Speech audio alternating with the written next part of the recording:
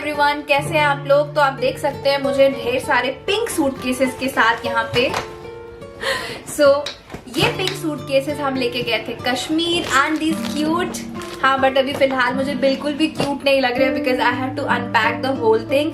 लेकिन अनपैकिंग से पहले मैं चाहती थी कि मैं आपको अपना एक्सपीरियंस शेयर करूं about travelling to Kashmir with a kid. मैं आपको बताऊंगी कि कैसे आप अपने छोटे बच्चों के साथ, टॉडलर्स के साथ में कश्मीर में ट्रैवल कर सकते हैं without any hassle. What are the things you should be packing? What are the food items that you should be carrying with yourself? So without further ado, let me take you into the vlog.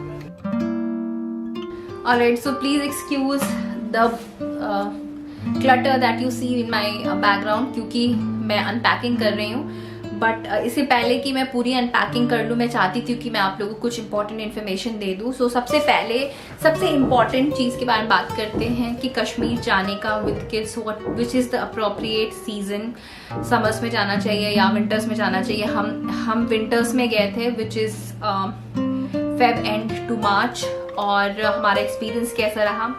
तो अगर आपके बच्चे बहुत छोटे हैं और आप किसी ऐसी जगह रहते हैं जहाँ पे आपने विंटर्स फेस नहीं करी, जैसे कि साउथ या बैंगलोर एटसेट्रा, तो शायद आपको कश्मीर जाके थोड़ी सी चैलेंजेस हो सकती है। अगर आपका टॉलरेंस पावर ज़्यादा है तो आप डेफिनेटली जा सकते हैं। बट मेरे ख्याल से सजेस्टेड ये है कि अगर आप बिल्कुल कोल्ड को लेके बहुत सेंसिटिव है तो आप समर्स में भी विजिट कर सकते हैं। Summers is also a very good time to visit Kashmir क्योंकि वहाँ पे ग्रीनरी बहुत अच्छी होती है, फ्लावर गार्डन्स खुल जाते हैं। Carrying enough layering for you and your kid, और लेयरिंग से मेरा मतलब है आपका पहला लेयर होना चाहिए बॉडी वार्मर्स, बच्चों के लिए बहुत ज़रूरी है। तो मैं अपनी डॉटर के लिए ऐसे वार्मर सेट्स लेके गई थी, टॉप एंड बॉटम का। I don't know if the bottom है राइट नाउ, ये बॉटम है, is the kind of set. मैंने ऐसे कम से कम 5-6 सेट्स मैंने उसके लिए लिए थे। हम यहाँ भी दिल्ली में भी यूज़ करते हैं क्योंकि ठंड बहुत ज़्यादा होती है। एंड आई थिंक ये बहुत इंपॉर्टेंट है कि अपने बच्चों को वार्मर्स पहनाएं अगर आप विंटर्स में जा रहे हैं। इसके अलावा फुल टी शर्ट्स कॉटन वाले रखें बिकॉज आप सिर्फ स्वेटर के ऊपर स्वेटर नहीं पहना पाएंगे, ऐसे लेयर्स नहीं बना पाएंगे।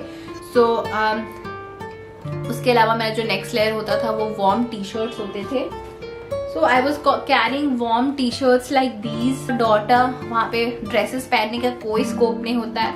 I would suggest you to skip those floral dresses etc. Trouser और टॉप ही सबसे सही रहता है because you got to get your kid and yourself completely covered. इसके अलावा मैंने ऐसे ट्रैक पैंट्स लिए थे जो कि ट्रैवलिंग के लिए बहुत ही सूटेबल थे। It's very comfortable. Jeans normally stomach में उनके टाइट होती है and when you are going to Kashmir, आप एक से दूसरे प्लेस पे गाड़ी से ट्रैवल करेंगे, the journey can be as long as 3 hours, तो वो आपके लिए मुश्किल हो सकती है। So this is what I was carrying. उसके अलावा मैं कोशिश करती थी कि मैं उसको कोई स्वेटर पहना दूं, जैसे कि एक ये स्वेटर मैं लेके गई थी। These can be repeated also, इसलिए आपको ऐसा जरूरी नहीं है कि आप इसको पैक करके ही रखें। This is the one jacket like this. My next tip is you must carry some snacks. वहाँ का खाना बहुत स्पाइसी होता है। जो लोग स्पाइस नहीं खाते हैं उनके लिए थोड़ा सा प्रॉब्लमेटिक हो सकता है। हमें स्पेशली कुछ प्लेसेस में हमने बहुत स्पाइसी फूड खाया और मेरी daughter she refuse to take it. Luckily हमने एनफ स्नैक्स पैक किया था रास्ते के लिए, और घर से होममेड स्नैक्स जैसे कि मखाने और पफ्ड राइस एटसेट्रा हम लेके गए थे। बहुत काम आते हैं ये सारी चीजें अपने बच्चे के लिए, आप जरूर पैक करें जाने से पहले। में ज्यादातर प्लेसेस, ज्यादातर होटल और रिसोर्ट्स में ये नोटिस किया कि वहाँ पे पानी गर्म करने के लिए केटल्स अवेलेबल नहीं थे, इलेक्ट्रिक केटल्स। तो आप या तो थर्मल बॉटल्स लेके जाएं जिसमें पानी थोड़ी देर गर्म रहे, या फिर आप इलेक्ट्रिक केटल, अगर आपके पास इतना स्पेस है तो आप कैरी कर सकते हैं। हमने 2 वार्म थर्मल बॉटल्स कैरी किए थे और वो हमारे लिए बहुत हेल्पफुल था। हमें भी वहाँ पे गर्म पानी ही पीना होता था because it was really cold there.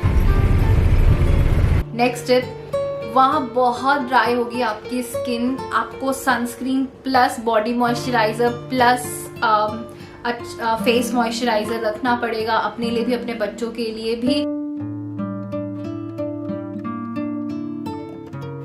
Trees वगैरह वहाँ पे बहुत कम थे जबकि हम बहुत ही अच्छे होटल्स में रुके थे। तो आप कोशिश करें कि अपनी अच्छी टॉयलेटरीज, गुड क्वालिटी टॉयलेटरीज जैसे कि soaps and hand wash, face wash etcetera carry कर ले अपने साथ ऑफ द ट्रिप। ज़्यादा से ज़्यादा अगर आप पूरी कश्मीर को भी घूमना चाहते हैं तो 7 से ज़्यादा दिन आपको रुकने की ज़रूरत नहीं है। 7 डेज़ के अंदर आप ऑलमोस्ट सारे प्लेसेस कर सकते हो, कवर कर सकते हो और बहुत कंफर्टेबली हर जगह रुकते रुकते जा सकते हो। हमने कवर किया था फर्स्ट डे वी वर इन श्रीनगर और first 2 days we were in Srinagar. Next day we went to first day we were in Srinagar and then we also covered Sonmarg. Then we went to Gulmarg for 2 days and 2 nights, and after that we went to Pahalgaon, and on the last day we stayed on the boat house.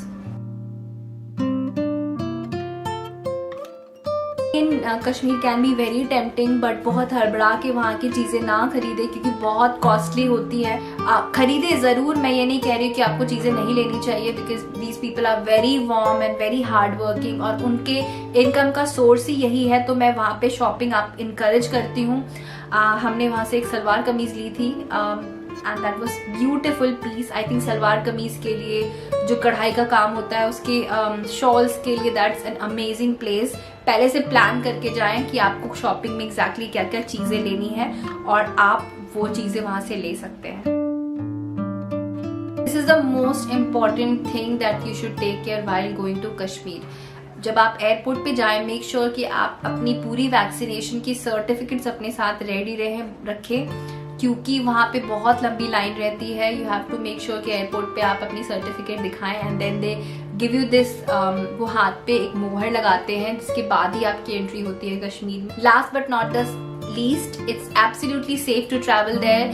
मैंने देखा government की तरफ से बहुत अच्छी arrangements है, हालांकि थोड़ा बहुत रिस्क होता ही है वहाँ पे, specially when you are in the snow areas. अगर बहुत ज़्यादा स्नो हो रहा हो तो सही टाइम पे वहाँ से निकल लेना ही समझदारी है, because when we were coming back from there luckily हम बिल्कुल टाइम पे निकल रहे थे। गाड़ियाँ स्किड कर रही थी रास्ते से गुलमर्ग से वापस आते समय, सो बी केयरफुल। और हाँ, थोड़ी बहुत चैलेंजेस है वहाँ पर जो कि गवर्नमेंट अपनी तरफ से पूरी कोशिश कर रही है and I am quite happy with the way everything turned out there. So do I recommend you to travel with your kids and toddlers over there? Yes, definitely. But कुछ चीजें आप ध्यान रखें। वहाँ जो स्लेजिंग होती है वो आपके छोटे बच्चों के लिए नहीं है। सोनमर्ग में जो पहाड़ है वो बिल्कुल एजी है और बहुत ही मुश्किल होता है बच्चों के लिए वहाँ पे जाना, specially if you are not used to walk in snow.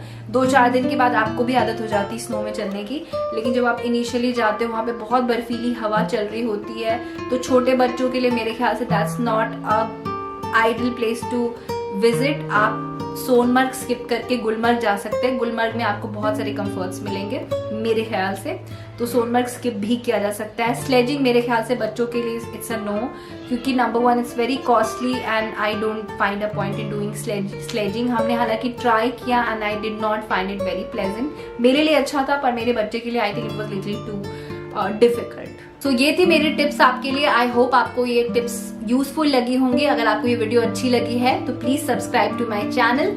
इस वीडियो को पसंद किया है तो प्लीज लाइक भी करना and share it with your friends and family, क्योंकि इसमें बहुत सारे टिप्स है जो शायद उनके काम आ सके। नोटिफिकेशन बटन प्लीज ऑन कर दो, क्योंकि अगर आपने नोटिफिकेशन बटन ऑन कर दिया तो जैसे ही मैं कोई वीडियो डालूंगी आपको नोटिफिकेशन चली जाएगी। आपसे बात करके हर बार बहुत अच्छा लगता है। मैं आपसे मिलूंगी नेक्स्ट वीडियो में, तब तक के लिए बाय बाय।